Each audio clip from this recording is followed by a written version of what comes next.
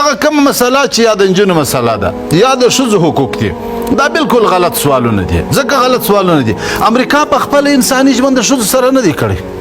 انساني ژوند یې نه دی کړی تاسو ګورئ د CNN په خپل راپور دی چې په امریکا کې 40% انسانان بې پلاره دي پلار عمر نه دی معلوم د امریکا په هر ښار کې اوس د ډي ان اې دپاره موټران ګرځي چې ډي ان اې معلومه کړي چې دا د چا زوی دی دا د چا زوی دی پلار یې څوک دی مور یې څوک ده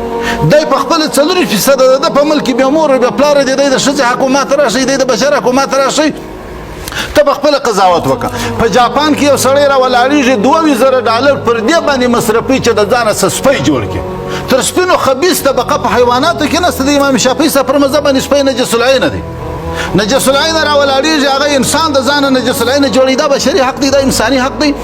د امریکې د دنیا ستا سره نه د انساني حقوقو مسله ستا نه د بشري حقوقو مسله ستا خبره د بدماشي ده خبره دلته د ذخایرو ده خبره د پل ده خبره د اسیا د غلبې ده خبره د او فضایي لین ده دا مسلې دي ټولې مسلې د زبردستي دي د زور دي